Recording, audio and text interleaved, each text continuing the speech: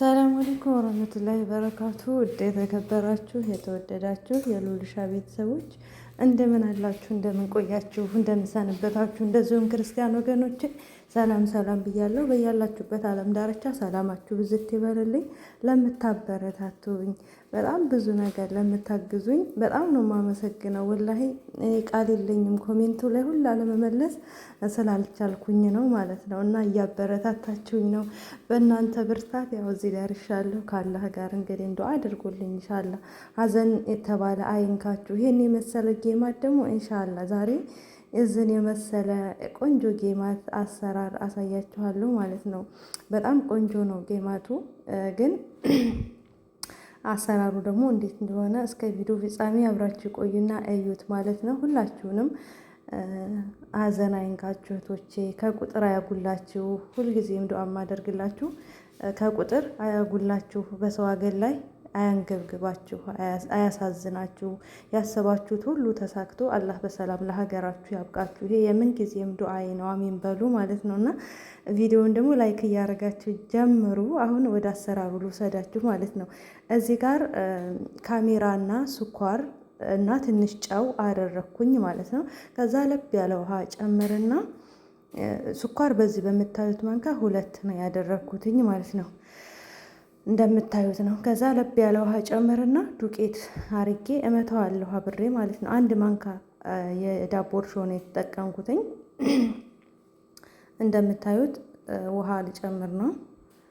ውሃ ለመምጣት ለብ ያለ ውሃ አዘጋጅቻለሁኝ። በጣም የሞቀ መሆን የለበትም። ትንሽ ጨመርኩኝ። ከዛም በኋላ እመታዋለሁኝ። እኔ በግምት ነው እንግዲህ እናንተ እንደ ፍላጎታችሁ ነው።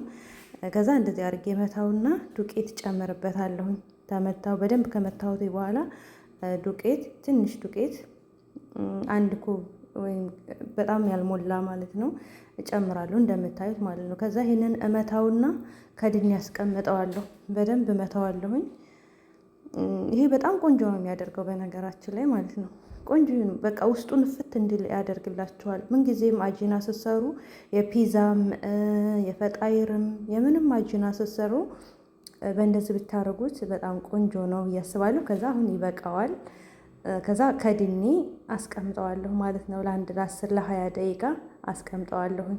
ከ10 ከ20 ደቂቃ በኋላ ኢንሻአላህ ተመልሰን እንገናኛለን። ኩፍ ብሎ ታዩታላችሁ ማለት ነው። እስከዛ ግን ልጁ ውጭ ነው የሚያፈጥረውና ሳምቡሳ ጥበሽ ብሎኝ ለሱ ሳምቡሳ እንደዚህ ጠበስኩለት።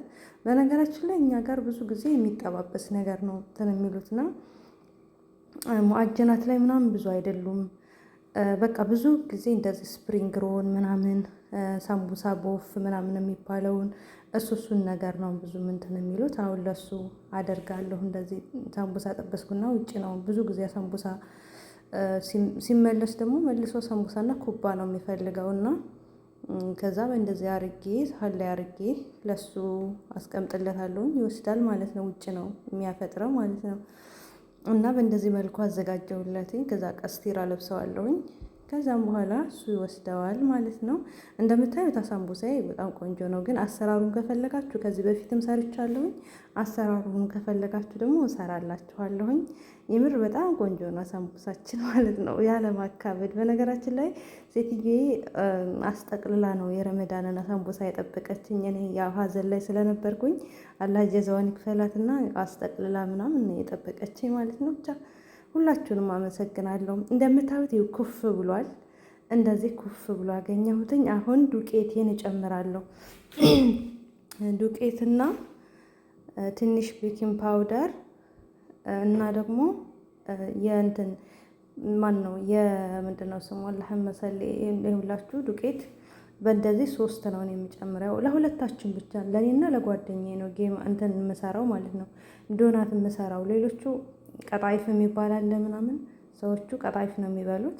እኛ ደግሞ ቀጣይፉ ደግሞ በጣም ስኳር ስለሚበዛበት አንበላምና ስለዚህ ዶናት ነው የምሰራው ማለት ነው። ጌማት አንዳንድ ጊዜ ከዛ እንደምታዩት ትንሽዬ ቤኪንግ ፓውደር እና 2 ማንካ በዚህ በምታዩት የእንትን የፓውደሩን ዱቄት ፓውደሩን ወተት ማለት ነው ጨመርኩኝ እንደምታዩት። ከዛም በኋላ ያው አቦካለሁ ማለት ነው። አብክቼ ከጨረስኩ በኋላ አደበላልቄ ትንሽ ዘይት ጨምራለሁ ከላዩ ላይ እንደምታዩ በግምት ነው የጨመርኩትኝ። እናንተ እንግዲህ ልክ ማድረግ ትችላላችሁ። እኔ ሁልጊዜም እንደዚህ ነው የምሰራው ለሁለታችን ስለሆነ ብዙም አላካብደውም ማለት እንደምታዩት ቆንጆ ሆነልኝ። አጅናውን ሰራሁትኝ። በዚህ መልኩ በደንብ አድርጋችሁ እሹት። ሳይወፍርም እንትን ሳይልም ሳይቀጥንም ቆንጆ አድርግታችሁ እንደምታዩት በዚህ መልኩ ስሩት። ለፒዛም ለፈጣይርም ለሁሉም ነገር ይሆናችኋል ማለት ነው። ከዛም በኋላ እንደዚህ ካደረኩ በኋላ ክድን አድርጌ አሁንም በላስቲክ እሽግ አድርጌ ምናምን አልብሼ አስቀምጠዋለሁኝ። ከዛ እንደምታዩት ብዙም እንትን አላለልኝ፣ ብዙም አልነፋም። ቀዝቃዛ ነበር አየሩ ማለት ነው። ከዛ ግን በኋላ ላይ መልሶ ስለሚነፋ በዚህ መልኩ ነፋ አድርጓል። ግን አየሩ ቀዝቃዛ ነበር በነገራችን ላይ እና እዚህ ጋር የሳምቡሳ ቦፍ የሚባለውን እየሰራሁ ነበር። ሳምቡሳ ቦፍ ማለት ይሄ ነው። ብዙ ጊዜ የሚፈልጉት ይሄንን ነው እነሱ ማለት ነው። ከዛ ይሄንን የእንትኑ አለኝ የጌማቱ እናንተ ከሌላችሁ በኮብ መጠቀም ትችላላችሁ። እንደዚህ በእንትኑ አደረግኩና ከዛም በኋላ እንደዚህ አድርጌ እሰራለሁ ማለት ነው። የጌማቱ የራሱ መቁረጫ ስላለኝ ነው። ትንሿ ናት፣ ብዙም አይደለም። እንደዚህ ወረቅ ዝብዳ የሚባለው ካላችሁ እንደዚህ እሱ ላይ አድርጉ። ለመሰላችሁ በኋላ እንደዚህ አድርጌ ቢያንስ አጅናውን ለ30 ደቂቃ ወይ ለ20 ደቂቃ አስቀምጠዋለሁ ማለት ነው። ለ30 እና ለ20 ደቂቃ የማስቀምጠው ለምንድን ነው? እንደዚህ ተሰራሁኝ ጌማቱን ከሰራሁ በኋላ እንደዛ አድርጌ አስቀምጠዋለሁ። ለምን ይነፋል አጅናው ማለት ነው። እንትኑ ሲነፋ በቃ ቆንጆ ይሆናል በኋላ ላይ። ከዛ ጠብሰዋለሁ ማለት ነው። እና እንደዚህ እንደምታዩት አርጌ አስቀመጥኩት። ከድኛ አስቀምጠዋለሁ። አሁን እንደምታዩት ክድና አርጌ በንጹህ ጨርቅ ምናምን ከድናችሁ ታስቀምጡታላችሁ። ከዛም በኋላ ከፍጡር በኋላ ነው እኛ የምንፈልገው እንደዚህ ባንዶፍ ምንድን ነው ባንዶፍ ሁለት ነው የሚባለው ይሄን አባባል አለ። ብቻ እንደዚህ ሙዓጀናት ምናምን ሰራሁኝ፣ ዛተር ሰራሁኝ በዛው፣ የጅምን ፈጣይር ምናምን ሰራሁኝ በዛው ማለት ነው ለኔና ለጓደኛዬ። እና እነሱ እንደዚህ አይነት ነገር አይመቻቸውም ማለኩል ያሊ ለራሳችን ሰራሁኝ። ለነሱ የሚጠባበስ ነገር ነው እንደነገርኳችሁ። ስፕሪንግ ሮን ኩፓ እንደዚህ ሳምቡሳ ቦፍ ምናምን ነው የሚፈልጉት። ለእነሱ ሰራራውላቸው አለኮል ያህልን እኛ ፍጥራችን ልንፍጥር ነው። እኔም ብዙም የዘይት የተጠበሰ ነገር ስለማልፈልግ ብዙ ጊዜ ሙዓጀናቱ ይሻለኛል ማለት ነው። እና እንደምታዩት አሁን እንደዚህ ነፍቷል አጅናዬ። በዚህ በምታዩት መልኩ ነፋልኝ።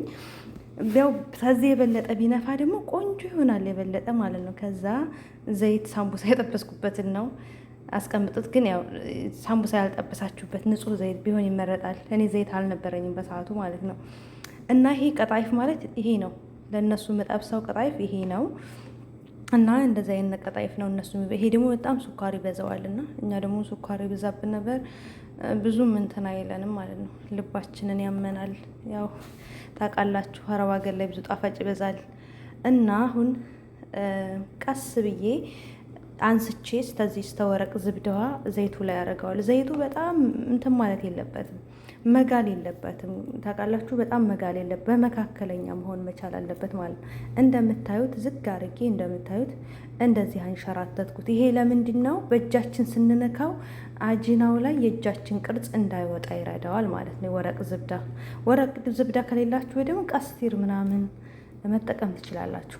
እና እንደዚህ እያረኩኝ አወጣሁትኝ። አያችሁት? በጣም ቆንጆ እየሆነ እየነፋ ምናምን በመካከል ላይ ነው እንደምታዩት። በጣም ሳምቡሳው ነው ዘይቱ በጣም ተጋለ። ምን ይሆንባችኋል መሰላችሁ? ውስጡ እንትን ይሆናል ሊጥ ይሆንባችሁና ከላይ ብቻ ይበስላል ማለት ነው። ይሄ ግን ዘይቱ በመካከለኛ ላይ ከሆነ ግን በደንብ ቆንጆ ሆኖ ይበስልላችኋል ማለት ነው። እና ውስጡ ደግሞ ክፍት ይሆንላችኋል። ምን ጊዜም ጌማት ስትሰሩ እንደዚህ ይህንን ጥንቃቄ ብታደርጉ በጣም የተመረጠ ነው ብዬ አስባለሁኝ። እና ላይክ እያደረጋችሁ ግን እንደምታዩት ቆንጆ ሆኖ እየተጠበሰልኝ ነው። በዚህ መልኩ ማር የሚመስል ወርቃማ ከለር እንደዚህ ቆንጆ ዶናት ሰራው። ወላሂ በጣም ነው ቆንጆ የሆነው። ጣዕሙ ደግሞ ወላሂ በጣም ያለምንም ማጋነን በጣም ነበረ የሚጠማው። አለኩል ያሊን እናንተ ስኳር መጠቀም ትችላላችሁ። የተፈጨ ስኳር፣ ቸኮሌት ምናምን። እኔ ሀሊብ ነስተል አለኝ ትንሽ ነው የምጨምርበት። ለመሰላችሁ እኔ እንደነገርኳችሁ ነው፣ ብዙ ስኳር አልፈልግም። ጓደኛዬም ደግሞ ወገንም ደግሞ ብዙ ስኳር አትፈልግም። ስለዚህ ላው ላይ ተላጃ ነበር ያስቀመጥኩት ይሄ እንትኑን እና ብዙም እንትን የለውም ማለት ነው። እና እንደዚህ አደረግኩበት እና ቆንጆ ሆነልኝ። ከዛም በኋላ ቡናችንን አፍልተን በላን ጠጣን። በዚህ ተጠናቀቀላችኋለሁ። በጣም ወዳችኋለሁ፣ አከብራችኋለሁ። ለዚህ ዩቱብ ቻናል አዲስ የሆናችሁ ላይክ እና ሼር ሰብስክራይብ አድርጉ።